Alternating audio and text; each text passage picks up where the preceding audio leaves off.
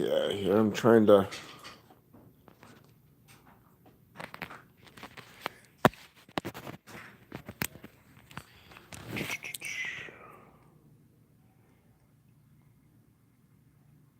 Okay, there we go. Let's see.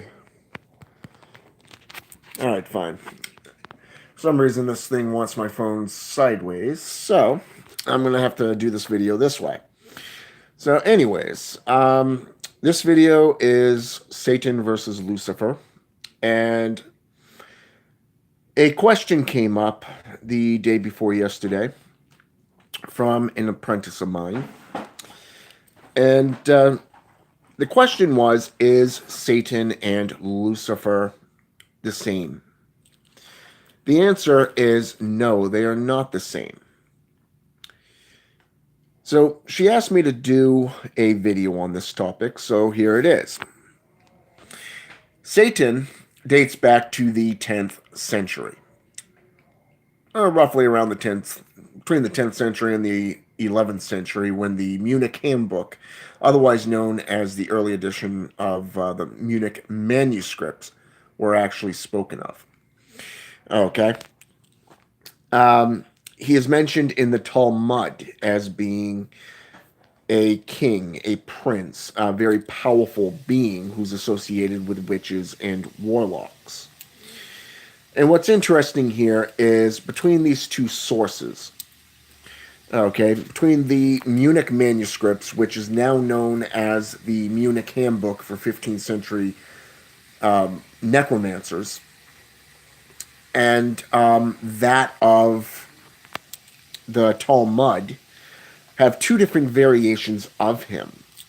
For an example, in the 10th century depiction of Satan, he is found standing on the top of Mount Hinnom with his giant black wings spread outward, it completely expanded, with every order of angels hanging from them. Second of all, in the Talmud, his name is pronounced Sathan, as in Sathan, which is interesting because a lot of people pronounce it Satan, as in Satan. And then you have the Islamic pronunciation and the Hebrew interpretation of his name on top of that. So why don't we get into this just a little bit? In biblical times, which is Canaanite, Satan is first appears or is recognized as Satan in the book of Job, chapter 1, where he literally strolls into Jehovah's kingdom and declares that his people are not living right for him. This, in Hebrewism, is pronounced Ha-Satan, as in H-A-Satan. Okay? This means opposer, or otherwise known as accuser. He accused mankind of not living right for God. Okay? Now, in Islamic traditions, such as the Quran, it is El-Shaitan. Okay? A-L-S-H-A-I-T-A-N.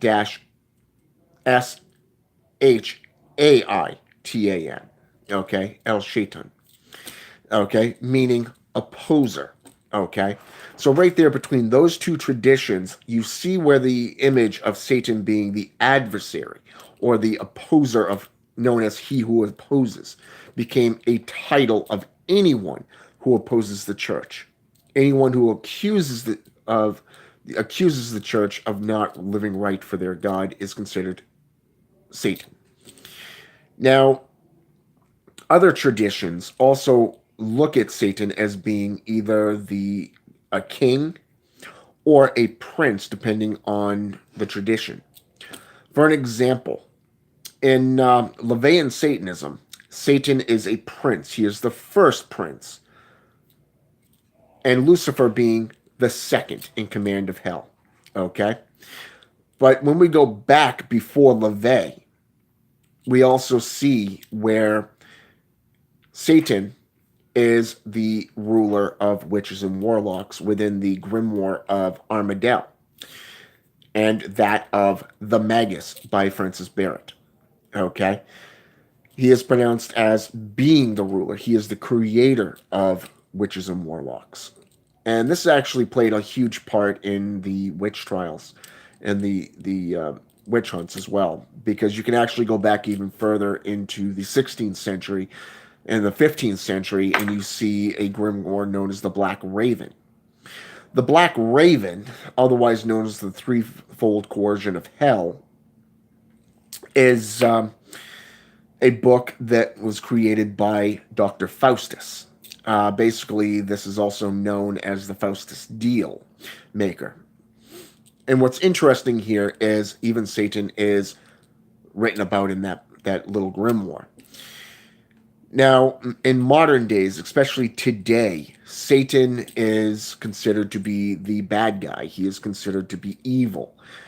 But the thing that people do not realize is that nowhere in the Bible does it say that he is evil. It just simply states that he accused mankind of not living right for him, or for Jehovah. Okay, which is, who they claim is the supreme God. But here's the thing. When we look at Satan's history, we know that his image dates back to the 10th century. Okay? But I want to point some things out while I'm talking about Satan, especially from the biblical point of view and that of the angelic point of view. In the old days, Satan was known from the first hierarchy, or the first heaven, known as the Gorgori. The Gorgori were known as watcher angels, and this actually is spoken of in chapter 3 of chapter 6 of the book of Genesis, verses 1 through 5 or 1 through 6, depending on the translation. Now, what's interesting here is that the Watcher angels conspired to take wives among themselves and came down from the heavens and brought how should I say this? Took the daughters of men as their wives, and they produced Nephilim, okay, which was the half breeds, now known as of demons or demonolatry. Now, many of these myths are false, and we can see this within the book of Chronicles. First Chronicles, the first mention or the first image of Satan was Jeremiah wrestling with his angel or his demon. Okay, but it wasn't until chapter 4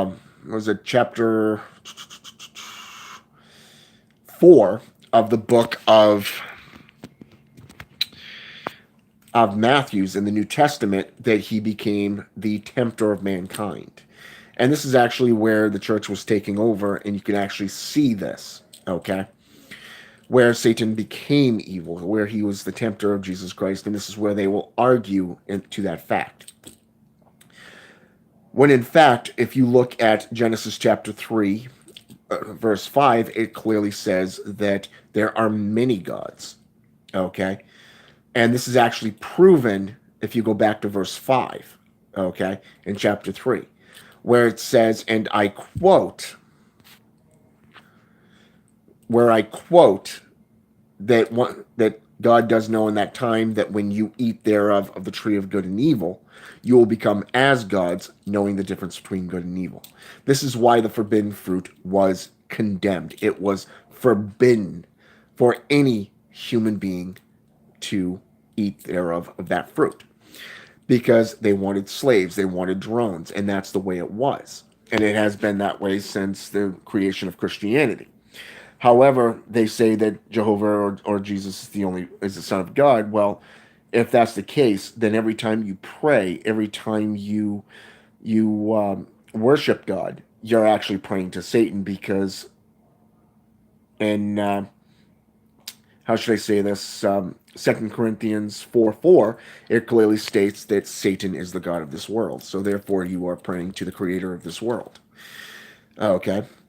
And this actually supports Genesis 1:1, which says, in the beginning, God created the heavens and the earth. So, hello, wake up.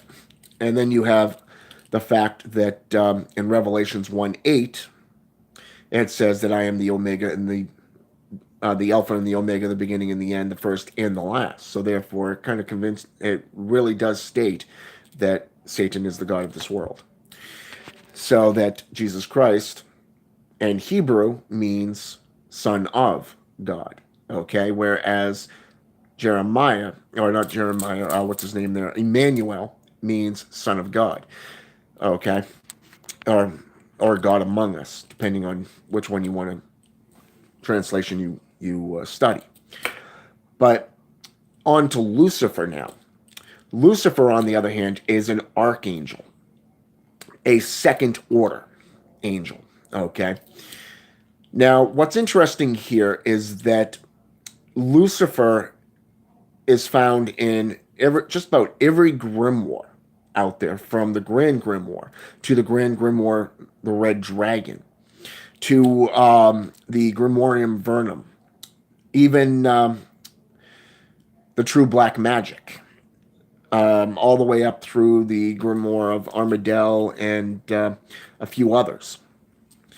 Now, a lot of people see him as Satan, and the question is, why would they confuse him with Satan? And a lot of this goes back to the Judeo-Christian society and their belief system, which is kind of interesting because of the fact that in the Bible, the first mention of Lucifer is, and I quote, from the book of Isaiah, chapter 14, verses 12 through 15, where he became associated with the sin of pride because he was prideful. He didn't want to bow down to a man of clay. And this is also supported through the Quran, where Iblis did not want to bow down. He wanted to be equal, so he left heaven, and not being tossed out of heaven like in Isaiah 14, 12. Okay? So you see where the variations are through the traditions. Okay? And Lucifer is actually associated with the element air, which is in Ephesians chapter 2, verses 1 through 3, if I remember correctly. But a lot of the imagery of him falling as a star or like a big giant fireball can actually be traced back to Hermes. Or, well, not Hermes, but the Greek god, the Greek Titan, rather, who was chained to the side of a mountain to have his organs eaten. Okay. Prometheus, who gave mankind fire so they can survive. So right there you have two different translations of just that one story. Okay. Now today you have groups like Luciferian Satanism. Michael W. Ford's group, for an example, associates Satan and Lucifer being one being. They're just the light and darker aspects of the same coin. And what's interesting to see here is that every demon, every aspect is just Satan or Lucifer in a mask of them, which also supports the apostolic point of view of, and other, not just apostolics, but Pentecostals and other Christian denominations' beliefs that any demon is just Satan in a different image. Now, what's ironic here is you can actually do this flip side and do the same thing with Jehovah, or even Jesus for that matter. So, I mean, even with Jesus Christ, you got several stories out there that are similar to his, such as Merlin, the Greek, the Welsh wizard, rather, who was prophesied as coming, performed miracles, was born of a virgin, and was sacrificed. So you see, again, you're seeing a whole another story here. So you really do have to learn your history. You do have to look at other pantheons, other traditions of magical and mystical and supernatural traditions that are out there, from various different cultures. Because if you don't, you're only going to stick to this one narrow-mindedness that they're all just one being. But if you look at it, if we go into Quimbanda, Lucifer is one of four crown princes, okay, known as Exu, okay. And this is kind of interesting because you have Exu Belial, who is known as the Master. You have Exu Leviathan, Lord of the Water, okay. You have Exu Beelzebub, who is Lord of the Air. And then you have Exu Lucifer, the Lord of Light or Lord of Fire, okay. In the Red Book of Appin, we see something else, where you have the four crowned leaders of the underworld, which is Samael, known as the venom or the poison of God. And then you have Lilith, known as the mother. You have Astaroth of Earth, the Grand Duke or Duchess, because Astaroth used to be female, known as Astarte. Okay? And then you have Naama, okay? Or not Naama, but Nibiris, rather, as being the fourth in that order. But when we look at Levianism, you have Satan, Lucifer, Belial, and Leviathan, okay? So you see where everything has its own traditions and its own outlook. So you really do have to know your history. Now, how did Lucifer become associated with sin? Okay, this actually goes back to a second century monarch of the Christian Church, or I should say the Roman Catholic Church, who started associating the seven deadly sins. They created the seven sins, and then they associated demons or the fallen angels associated with them.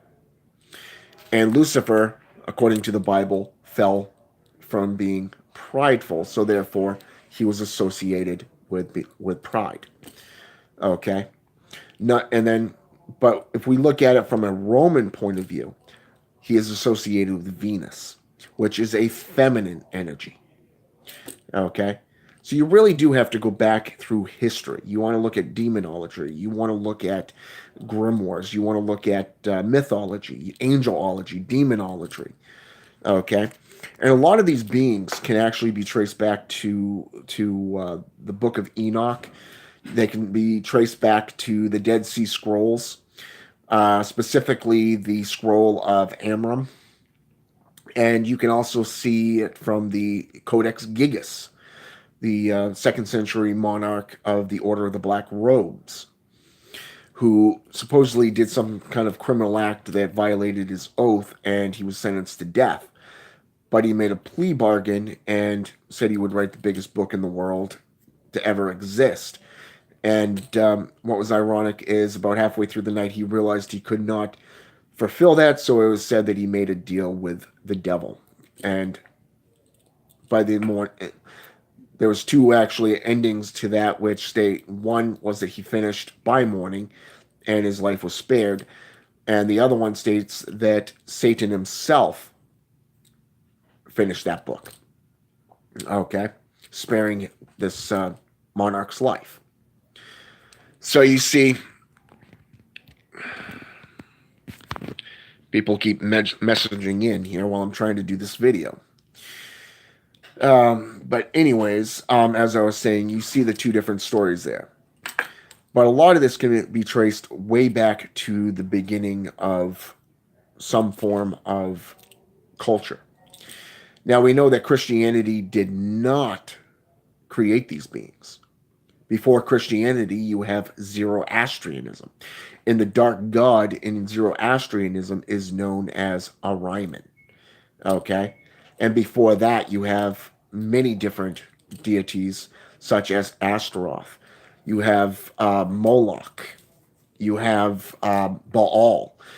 And Baal happens to be the son of a much older being from the Chaldean era, which later became known as the Canaanites in modern day Beirut, who was known as, and I quote, Dagon. Okay? So again, you see that God versus demigod, okay, type action. And what's ironic here is it goes all the way back to Azazel, which is one of the most ancient and oldest names out there as being the adversary. And it seems like every time you get into a culture, you're going to see the difference between the light and dark aspects. For an example, in Incan, you have Inti versus Supe. In Egyptian, you have Ra versus Set or Seth. In Norse mythology, you have Thor, the god of light, thunder and lightning, versus his brother Loki, the god of mischief. In Greek, you have Zeus versus Hades. And these are just to name a few traditions, a few pantheons who have the same outlook of an ultimate good versus an ultimate evil. Okay?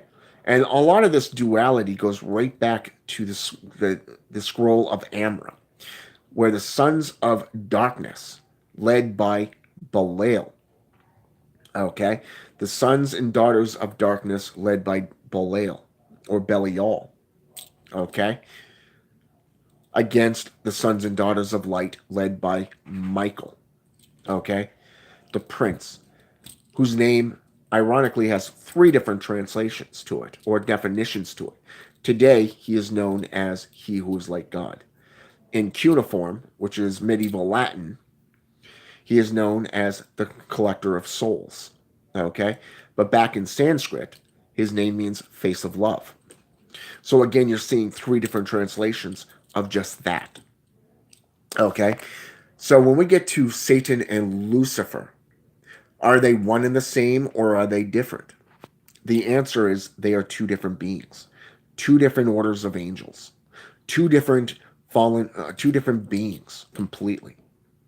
And the thing that people really need to understand is nowhere in biblical scripture does it say that Satan is the enemy of God. Nowhere in the Bible does it say that Satan was cast out of heaven. Lucifer was cast out of heaven, according to the Christian Bible. Whereas in the Quran, Iblis left heaven to start his own kingdom. Okay?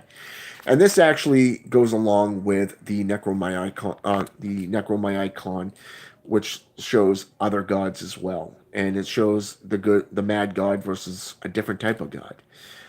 And so, I mean, there's a lot of traditions out there and a lot of knowledge and a lot of different information out there throughout the traditions that you really need to get into to actually find the truth for yourself. So the answer to this is no, they are not the same being. No, they are not a mask of each other. No, they are not the light and darker aspects of each other. Even though I enjoy Michael W. Ford's work, yes, I have a lot of his books. Yes, I support the guy. He's an awesome author. He's an excellent practitioner. A lot of his works actually do manifest results. And I do recommend him from time to time to people. But as being one and the same being, no. They're not the same being. So you really do have to learn your history, your mythology, and the supernatural events from angelology and demonology, which can also be traced back to the Greek root, daemon. So, Daemon. You can look it up for yourself. All right? So I hope this has been intellectual. I hope it's been educational. And until next time, have a good one.